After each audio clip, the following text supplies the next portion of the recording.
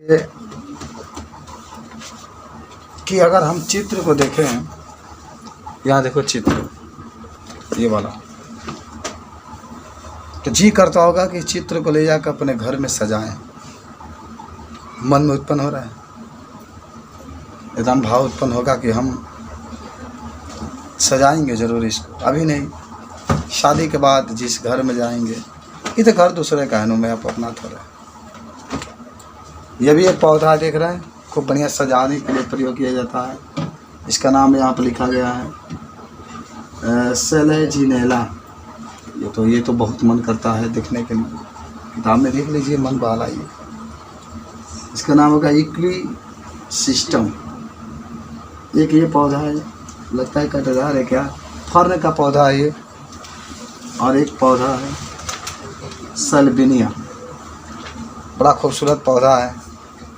शायद इसमें से कुछ पौधे आपके घर लगा भी होगा, फूलों वूलों का। अगर आपके पिताजी आपकी मम्मी जी शौकीन है, लगाए कि नहीं पौधा वौधा मखसूस है, तो ये आपके कुछ मन सजाने वाले पौधे हैं, ठीक है। यानी जो मैंने चित्र दिखाया है सब चित्र टेरिडोफाइटा के हैं, बात समझ रहे हो। तो आज जो हम लोग पढ़ेंगे, किसके बारे में पढ़ना है, टेरिडोफाइटा के बारे में। मैंने इतना मान के चलिए कि इसमें के जितने भी पौधे हैं, उन सभी पौधों का प्रयोग हम लोग सजाने के लिए करते हैं, सजावट के लिए करते हैं, ठीक है। जो पौधे आप देख रहे हैं, इनका बहुत अधिक आर्थिक महत्व है। इसका प्रयोग हम लोग सजाने के लिए करते हैं। अधिकतर जो फर्न का आप उपयोग देखेंगे, इसका प्रयोग हम लोग सजाने में करते हैं, सजावटी पौधे के रूप में उगाते हैं। विकास की दृष्टि से यह स्थल पर उगने वाले सर्वप्रथम पौधे थे, याद कर लो। आज इस पृथ्वी पर सबसे पहले जो पौधा उगा था, उसका नाम क्या था, उसका नाम था फर्न, टेरिडोफाइटा, जिसमें संबंध तक जाइलम और फ्लोएम होते हैं। एकदम बात सही है। जाइलम और फ्लोएम का नाम भी पढ़ोगे। जाइलम जो होता है पौधे के जड़ों में पाया जाता है, जो जमीन से जल और कहीं और। फ्लोएम कहाँ पाया जाता है, पौधे के पत्तियों में पाया जाता है। इस माने जाइलम और फ्लोएम इसके अंदर पाया जाता है। आप इन उत्कों के विषय में विस्तार से अध्याय 6 में पढ़ेंगे। जीवाश्म रिकॉर्ड के अनुसार टेरिडोफाइटा के 350 मिलियन, और मिलियन का मतलब जानते हैं, लाख। मिलियन का मतलब होता है 10 लाख, समझ रहे हो। यानी 310 लाख से गुणा कर देंगे, माने लगभग 350 गुना 10 के ऊपर 6 वर्ष पूर्व प्रभावित वनस्पति थे और वे तने रूपी थे। टेरिडोफाइटा के अंतर्गत हॉज स्टोल तथा फर्न आते हैं। टेरिडोफाइट ठंडे, गीले, छायादार स्थानों पर पाए जाते हैं, यद्यपि कुछ रेतीले मिट्टी में भी अच्छी तरीके से उगाए जाते हैं। याद कर लेना, नम स्थानों पर उगाए जाते हैं, और कहाँ उगाए जाते हैं, जहाँ माने रेतीले जगह होते हैं वहाँ पर भी ये उगाए जाते हैं। आपको याद होगा, बहुत याद होगा, आपको याद होगा कि ब्रायोफाइटा के जीवन में युगत में भी प्रभावी अवस्था होती है। लेकिन टेरिडोफाइटा में मुख्यतः पादप का स्पेरोफाइट होते हैं, जिनमें वास्तविक मूल तना तथा पत्तियाँ होती है। ब्रायोफाइटा में पढ़े थे कि पत्ती, तना, जड़ सब अलग अलग नहीं होते हैं, उसमें आप विभेद नहीं कर सकते हैं। लेकिन टेरिडोफाइटा में जड़, तना, पत्ती सब क्या होते हैं, अलग अलग होते हैं। और अभी कह सकते हैं इसमें कि स्पष्ट संभानुतक भी पाया जाता, अभी आपने पढ़ा है। टेरिडोफाइटा में पत्तियाँ छोटी, लघु पर्ण, उदाहरण के लिए सिलेजिनेला, अथवा बड़ी वृत्तवर्ण हो सकती है, जैसे फर्न। स्पोरोफाइट में बीजाणुधानी होती है, जो पत्ती के तरह के बीजाणुपर्ण पर लगी रहती है। कुछ टेरिडोफाइटा में बीजाणुपर्ण सघन होकर एक सुस्पष्ट रचना करते हैं, जिन्हें शंकु कहते हैं। सिलेजिनेला एक सिस्टम कहाँ है, देखो शंकु के आकार के पौधे दिखाई देते हैं। कभी जाइए घूमने के लिए, कभी पौधा के यहाँ, अब मौका मिलेगा देखने के लिए आपको। और आपको तो चाहिए कि घर जहाँ पर है, जहाँ आपकी घर है, वहाँ पर एक बगीचा बनाइए, खूब छोटे छोटे पौधे लगाइए, जा कर के उसमें निरीक्षण कीजिए, कौन फूल कैसे फुलाया, क्यों फुलाया, लाल क्यों फुलाया, पीयर का ही नहीं फुलाया, निरीक्षण करिए, तो उन्हें बायोलॉजी का फ़ायदा होगा। बायोलॉजी का मतलब है खूब आप प्रयोग करिए, तो तरह तरह के समोसा बनाइए, तरह तरह के नए नए पकवान बनाइए। तो देखिए कि हम लोग जो भोजन बनाते हैं कैसे कैसे बनाते हैं, तरह तरह के उसमें तनी जो पौधे होते हैं, तुलसी का पत्ते तमाम प्रकार के डालिए, बनाइए, बना कर खुद खाइए, खराब होता है तो निमन होता है तब लोगों को बनाकर बुला कर खिलाइए। ये सब प्रयोग किया जाता है घर पर, करते भी होंगे तुम लोग। खराब हो जाता है तो खा लेते हो, वही बात है। बीजाणुधानी के स्थित बीजाणु मात्र कोशिका में मियोसिस के कारण बीजाणु बनते हैं। बीजाणु अंकुरित होने पर एक स्पष्ट छोटा बहुकोश के मृतजीवी अधिकांशतः प्रकाश संश्लेषित थैलस युग्मद्वीप बनाते हैं, जिसे प्रोथैलस कहते हैं। इन युग्मद्वीपों को उगने के लिए ठंडा, गीला, छायादार स्थान की बहुत ज़रूरत होती है। इसकी विशिष्ट सीमित आवश्यकताएं और निषेचन के लिए पानी की आवश्यकता होती है। समझ रहे हो? कम होने के कारण जीवित टेरिडोफाइटा का फैलाव भी सीमित है। मन अधिकतर जो जनन की क्रिया होती है, निषेचन की क्रिया होती है, वो जल में ही होते हैं। मन टेरिडोफाइटा अधिकतर जल में ही पाए जाते हैं, तो जल में ही क्रियाएं होती है और कम भौगोलिक क्षेत्रों तक सीमित है। अगर जल कम होंगे तो टेरिडोफाइटा का फैलाव भी क्या होगा? कम है। नर और मादा दोनों उपस्थित होते हैं। मादा को आपको क्या कहते हैं? पुरुष को, नर वाला को पुंधानी कहते हैं, स्त्री वाला को स्त्रीधानी। पुंधानी से पुंबड़ू के निकलने के बाद उसे स्त्रीधानी के मुंह तक पहुंचने के लिए पानी की आवश्यकता होती है। और फिर जो होता है वह स्त्रीधानी तक जब पहुंच जाता है तो निषेचन क्रिया संपन्न होती है, युग्मज बनता है। इसके बाद युग्मज से बहुकोश के सुस्पष्ट स्पेरोफाइट बनता है। और जो टेरिडोफाइटा की प्रवाही अवस्था है, अधिकतर टेरिडोफाइट में जहाँ स्पोर एक ही प्रकार का होता है, उन पौधों को सम बीजाणु कहते हैं। जैसे सिलेजिनेला वगैरह जो दिया है, जब अलग अलग होता है तो बीजाणु विषम बीजाणु कहते हैं। तो ये सब आपके दिया है, उदाहरण नीचे खूब बढ़िया आपको दिखाया गया है। और इस तरीके से आप इसके बारे में क्या कर सकते हैं, बता सकते हैं। तो लिखिए तनी टेरिडोफाइटा के बारे में लिख देना।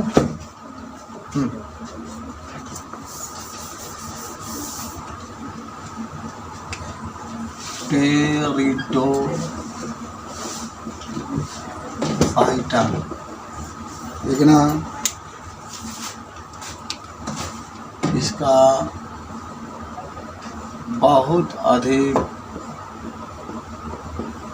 आर्थिक महत्व है। इसका बहुत अधिक है भाई, आर्थिक महत्व है। इसका अधिकतर प्रयोग सजावट में किया जाता है। इसके अधिकतर प्रयोग सजावट में किया जाता है, क्योंकि इसमें उपस्थित पौधे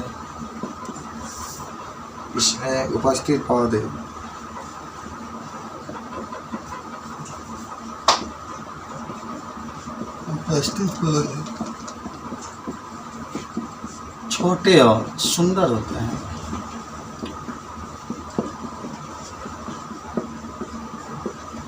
छोटे और सुंदर होते हैं। इसके आगे लिखना, इसके पौधे 9 स्थानों पर, छायादार स्थानों पर,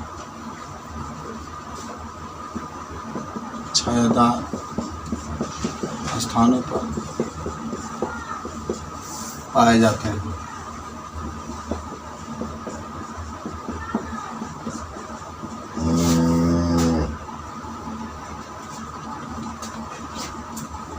ये रेतीली जगह पर ही पाए जाते हैं, लिख लेना। ये रेतीली जगह पर भी पाए जाते हैं,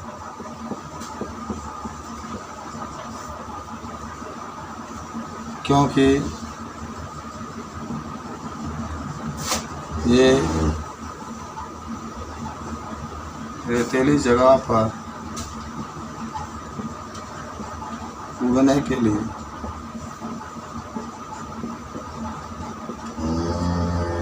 प्रयोग किए, उगने के लिए अनुकूल होता है।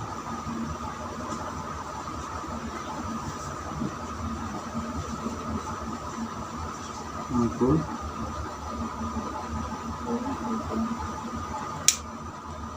अब लिखना टेरिडोफाइटा में जनन, टेरिडोफाइटा में जनन।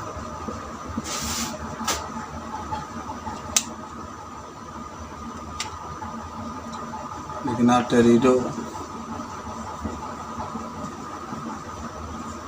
में अलैंगिक और लैंगिक दोनों प्रकार का जनन होता है।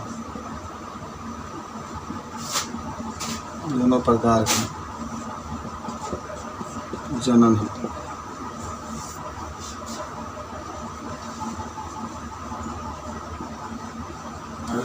अलैंगिक जनन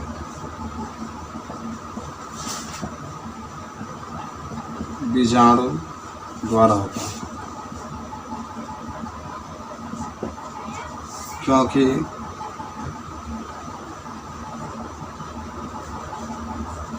टेरिडोफाइटा में बीजाणु का निर्माण आसानी से हो जाता है।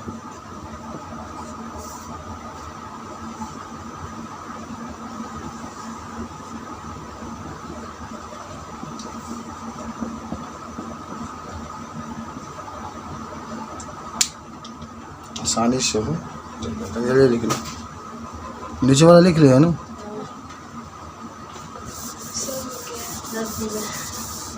हाँ सब हो गया है। वाह, धीरे धीरे लिख रहे हैं, इसका मतलब क्या करेगा, हार गए हैं बेचारे पढ़ाते लोग। हाँ अब नोट पॉइंट में लिख लेना।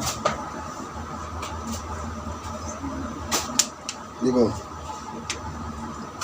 टेरिडो पहला लिख लेना, टेरिडोफाइटा में उपस्थित पौधों में संवहन ऊतक पाया जाता है। संवहन ऊतक पाया जाता है जिसमें जाइलम पौधों के जड़ में तथा फ्लोएम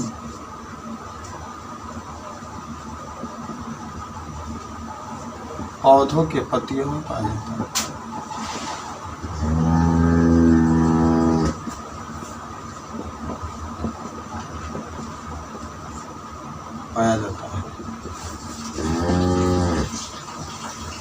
एक और लिख रहा है दूसरा, टेरिडोफाइटा में उपस्थित पौधे जड़, तना और पत्ती में विभाजित होते हैं। टेरिडोफाइटा में उपस्थित पौधे जड़, तना और पत्ती में विभाजित होता है।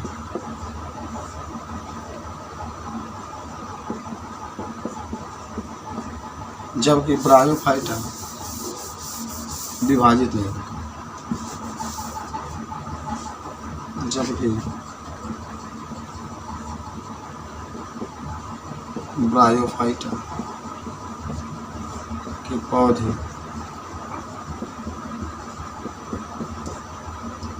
विभाजित नहीं।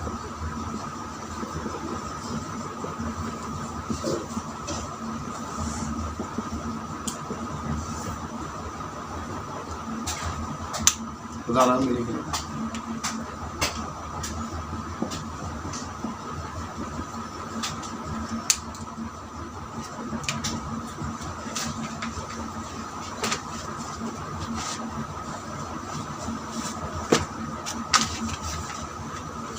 सबसे अच्छा उदाहरण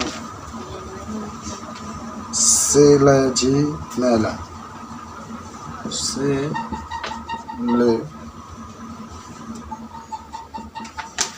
जी नायरा। दूसरा इक्वी सिस्टम, इक्वी सिस्टम।